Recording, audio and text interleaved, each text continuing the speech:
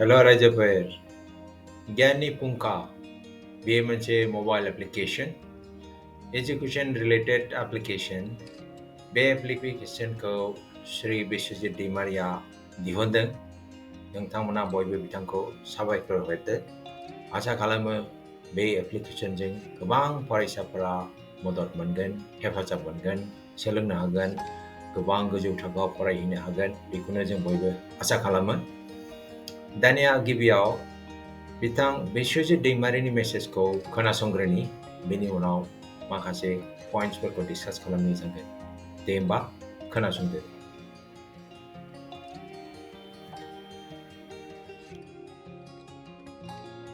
खुलुमबाय आंगोनि बर' बिजोंनि फरायसा आरो लाइमोन सेंग्रा सिख्ला नोंथांमोन आथिखालाव नुनो मोनोदि जोंहा गोबां फरायसालियावनो सानखान्थि आरो बिगियाननि फोरोंगिरि गैया जायनि जाहोनाव सानखान्थि आरो बिगियाननि जि फरायफारि एबा फारिलाइ एबा कर्स बियो समजों लोगोसे जोबा बेराफारसेथिं रांखान्थिनि आंखालनि थाखाय एबा थाखा फैसानि अभाबनि थाखाय बिमा बिफाया टिउसननि राहा खालामनानै होनो हाया आरो खायफायाव फोरोंगिरिबो टिउसन लानो थाखाय नागिरनानै मोना बेफोर गासैखौबो नायजोबनानै आङो सानखान्थि आरो बिगियानखौ थाखो 9 आरो थाखो 10 आव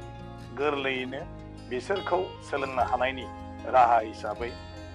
मोनसे गियाननि फुंखा मुङै आं मोनसे मबाइल एप्लिकेशन एप राहा खालामनाय जादों बे मबाइल एप्लिकेशन एपनि गेजेरजों सानखान्थि आरो बिगियाननि गासै फराय बिजाबनि कर्सखौनो बेवहाय मोनगोन थाखो 9 आरो थाखो 10 नि फरायसाफ्रा बे एपखौ डाउनलड खालामब्लानो बेवहायनो गासैबो सोंनायनि फिननाय आरो सानखान्थि बिगियाननि गासै माखासे मोनथिनो गोनां बाथ्राफोरखौबो बेवहाय मोनथिनो हागोन एबा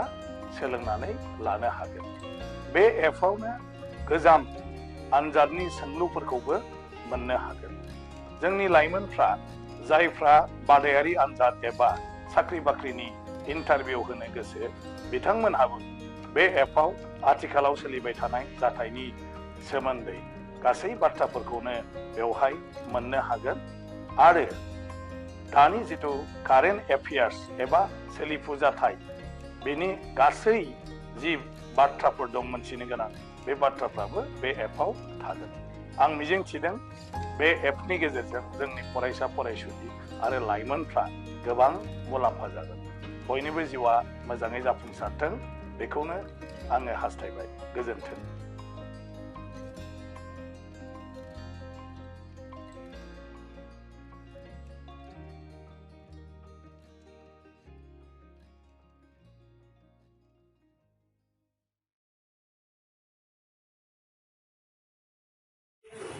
खुलुमबाय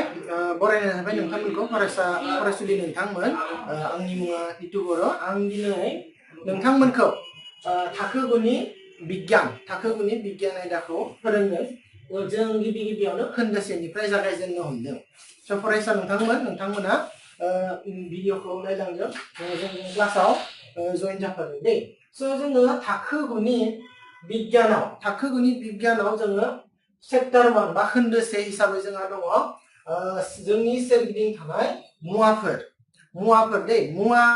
जोंनि सोरगिदिं जों बायदि रोखोमनि मुवाफोर जों मोननो हायो फरायसा नोंथांमोन नायबानो जाबाय नाय आं पेन लागासिनो दङ बा नोंनि खाथियाव दा बहि कलम बेबो जानो हागौ बेबो दङ दा गोबां रोखोमनि मुवा बेसादफोर दङ जोंनि सोरगिदिं मुवा बेसादानो जोंनि सोरगिदिं बुंफबनानै दङ आरो जों बे मुवा बेसादफोरजों सानफ्रोमबो बाहायफ्लेबाय थायो बा सोलिबाय थायो जों दे दानिया अब्ला बे मुवाफोरनि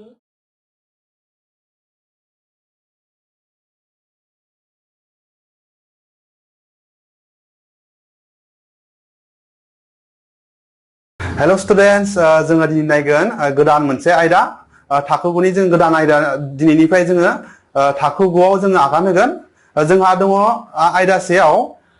अनजिमा फारिखान्थि जायखौ जोङो नाम्बार सिस्टेम होननानै बुंनाय जायो नङा होमबा जोङो गोदोनिफ्रायनो जोङो जेब्ला फरायसालियाव जोङो गाजेनदोंमोन बै समनिफ्रायनो जोङो मा जोंखौ जोंनि सार मेडाम मोना अनजिमानि सोमोन्दै जोंखौ फोरोंबोदोंमोन नङा होमबा 1 2 3 साननो जोंखौ फोरोंदोंमोन बे सारफोरखौ जोंखौ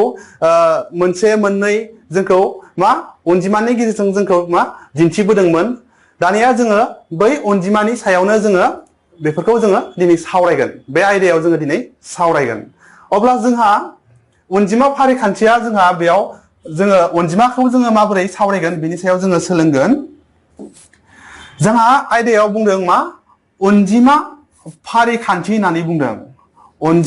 अनजिमा माने जोङो बुजि मोनखाबाय नङा होमबा अनजिमा माने मा जोंहा बे जाबाय बेसादफोरखौ जोङो साननो थाखाय बाहायनाय माखासे दिन्थिसिनफोरखौ जोङो मा बुङो अनजिमा होननानै जोङो बुंनाय जायो नङा होमबा दाना फारिखान्थि माने मा जोङो थाखो 9आवबो जोङो मोनदोंमोन जेरैबायदि जोङो माखासे गुबुन गुबुन जोङो अनजिमाफोरनि रोखोमफोरखौ जोङो मोनबोदों जेरै जोङो मिथिंगा अनजिमा बेनि उनाव जोंहा मोनदों आबुं अनजिमा आरो थिग बिदिनो जोङो मोनदोंमोन मा रानजोबथा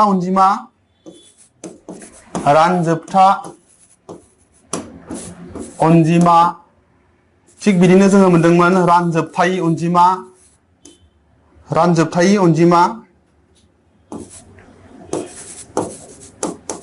जोबथायि अनजिमा बेबायदि जोङो थाखो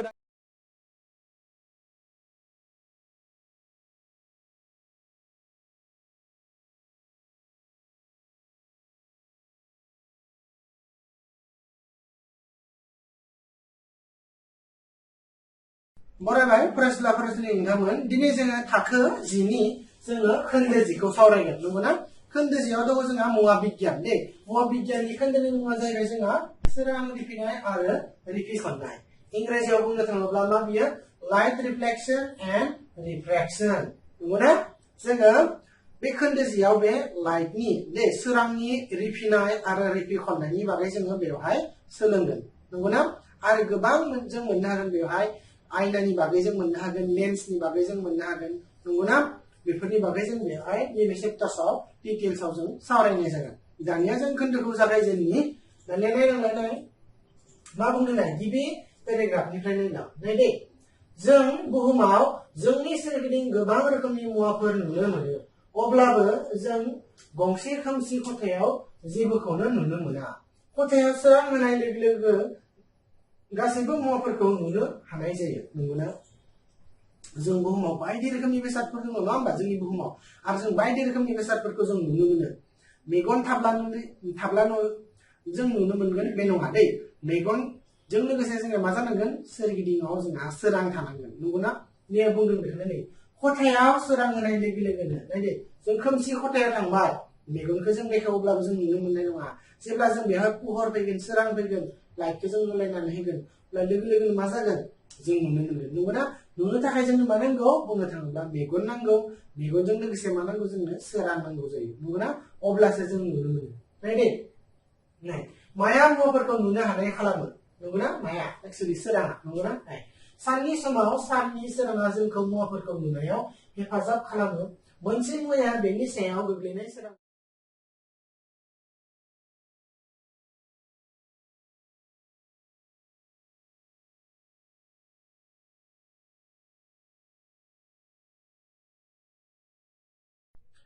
Hello students, I'm Sri Fungkha नोंसोरनि क्लास 10 नि मेथ्स टीचार दिनै आं नोंसोरनि थाखो 10 नि खोन्दो 10 खौ जागायनो नागिरदों खोन्दो 10 नि मुङानो जाबाय जोंहा नंगुबै अनजिमाफोर एबा